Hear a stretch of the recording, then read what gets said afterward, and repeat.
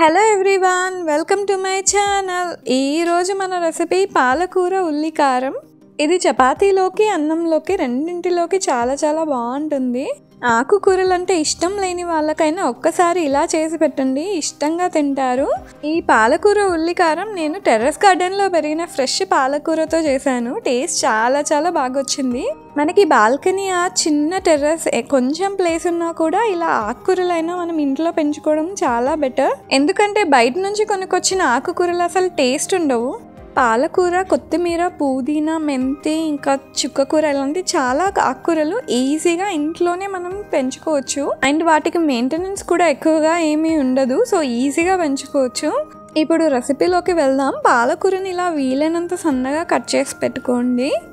తర్వాత ఒక 3 medium size ఉల్లిగడ్డల్ని కూడా కట్ చేసి పెట్టుకోవాలి. మిక్సీ జార్లోకి తీసుకొని అందులోకి ఒక 2 టేబుల్ స్పూన్ల కారం, 1 టేబుల్ స్పూన్ ఉప్పు, అలానే 1 టేబుల్ స్పూన్ ధనియా పౌడర్, 1 టీ స్పూన్ జీరా పౌడర్, అలానే కొన్ని వెల్లుల్లి రెబ్బల్ని కూడా యాడ్ చేసుకొని మంచిగా మిక్స్ చేసుకోవాలి పేస్ట్ లాగా.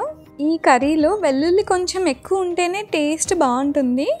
తర్వాత నేను ఒక మట్టి పాత్ర తీసుకున్నాను. దీంట్లో చేస్తే టేస్ట్ చాలా బాగుంటుంది. ఒక్కసారి ట్రై చేయండి.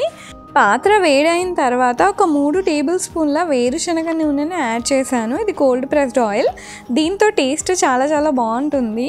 అలానే ఆయిల్ వేడైన తర్వాత పోపు దినుసులన్నీ వేసి 3 ఎండుమిర్చి, అలానే కొన్ని వెల్లుల్లి రెబ్బల్ని కూడా వేసి కలుపుకోవాలి.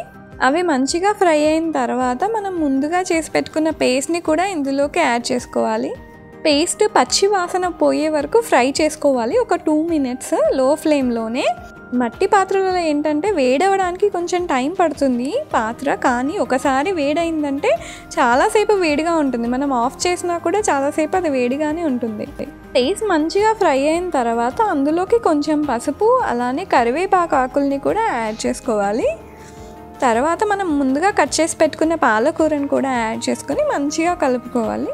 పాలకూర మంచిగా మిక్స్ అయిన తర్వాత మూత పెట్టి మనం ఒక 5 నిమిషాలు మంచిగా ఉడికించుకోవాలి. ఈ కర్రీకి కొంచెం ఆయిల్ ఎక్కువే పడుతుంది. ఒకవేళ మీకు సరిపోలేదు అనిపిస్తే యాడ్ చేసుకోవచ్చు. ఇలా పాలకూర మంచిగా ఉడికిపోయిన తర్వాత మనకి సాల్ట్ ఏమైనా తక్కువ అనిపిస్తుంది అంటే యాడ్ చేసుకోవచ్చు. ఇలానే ఇంకో 5 మినిట్స్ ఫ్రై చేసుకుంటే మన పాలకూర ఉల్లి కారం రెడీ అయిపోతుంది. సో ఇలా మంచిగా కలర్ చేంజ్ అవ్వాలి అండ్ లైట్గా ఆయిల్ పైనకి రావాలి. అప్పుడు పర్ఫెక్ట్గా మనకి కర్రీ రెడీ అయిపోయినట్టు. సో ఇదండి మన పాలకూర ఉల్లి కారం రెసిపీ. టేస్ట్ మాత్రం చాలా బాగుంటుంది. తప్పకుండా ట్రై చేయండి. మీకు ఈ వీడియో నచ్చింది అనుకుంటున్నాను. నచ్చితే లైక్ చేయండి, అలానే మీకు తెలిసిన వాళ్ళకి షేర్ చేయండి. ఫస్ట్ టైం వీడియో చూసిన వాళ్ళైతే సబ్స్క్రైబ్ చేసుకొని బెల్ ఐకాన్ని ప్రెస్ చేయడం మర్చిపోకండి. Thank you.